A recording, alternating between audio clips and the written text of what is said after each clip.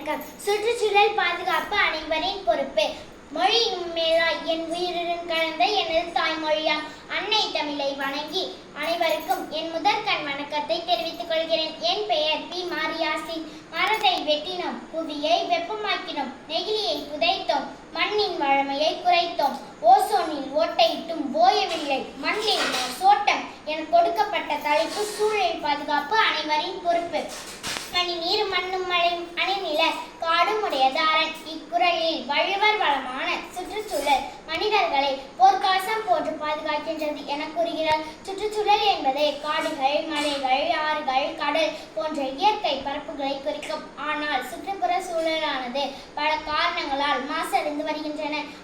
நோயற்ற வாழ்வே குறைவற்ற செல்வம் என்பது பழமொழியாகும். சுற்றுச்சூழல் தூய்மையாக இருந்தால்தான் நாம் ஆரோக்கியமாக வாழ முடியும். சுத்தமான காற்று, தண்ணீர் மற்றும் உணவு ஆகியவை நம் வாழ்க்கைக்கு இன்றியமையாதவை. சுற்றுப்புற சூழலை பாதுகாப்பது நம் ஒவ்வொருவரின் முக்கிய கடமையாகும்.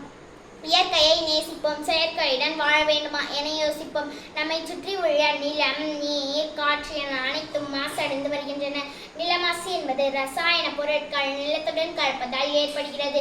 தொழிற்சாலை கழிவுகளை நீர்நிலைகளில் கலப்பதால் நீரானது மாசடைகிறது.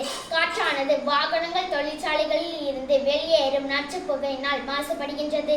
இயற்கையோடு இயந்து வாழ் என்ற பொன்மொழிக்கேற்ப நாம் அனைவரும் சூழலை பாதுகாக்க வேண்டும். பசுமையான பூமி மனிதனுக்கு தரும் சிறந்த வாழ்க்கை என்ற பொன்மொழிக்கேற்ப மரம் நடுவது, காடுகள் வளர்ப்பது, சுத்திகரிக்கப்பட்ட கழிவுகளை வெளியேற்றுவது, அதிக மாசுபாட்டை உண்டாக்கும் திட்டங்களை கைவிடுவது, இவற்றால் மட்டுமே சுற்றுச்சூழலை பாதுகாக்க முடியும். நெகிழி பயன்பாட்டை குறைக்க வேண்டும், இயற்கை உரங்களையே பயன்படுத்த வேண்டும். எனவே இனியாவது திருந்துவோம், இயற்கையை பாதுகாப்போம். நாட்டின் தூய்மை நமக்கு பெருமை என்பதற்கேற்ப நாம் அனைவரும் வீடு மற்றும் சுற்றுப்புறத்தை தூய்மையாக வைத்துக் கொள்ள வேண்டும். மரம் நடுதல், நெகிழி தவிர்ப்பு, மட்கும் மற்றும் மட்காத குப்பைகளை பிரித்தல், பொது போக்குவரத்தை பயன்படுத்துதல் போன்றவற்றின் மூலம் சூழலை பாதுகாக்க வேண்டும். மேலும் காடுகளை பாதுகாப்பதன் மூலம் நாட்டை பாதுகாக்க முடியும். செயற்கையை விரும்பி இயற்கையை அழிக்கிறோம். அழிவது இயற்கை மட்டுமல்ல, நம் வாழ்க்கையும் தான். இயற்கையின் அழகு மரம், அதை அழியாமல் பாதுகாப்பதே அறம். எனவே மரம் நடுவோம், அழி பெறுவோம், மாசு இல்லா சுற்றுச்சூழலை உருவாக்குவோம்,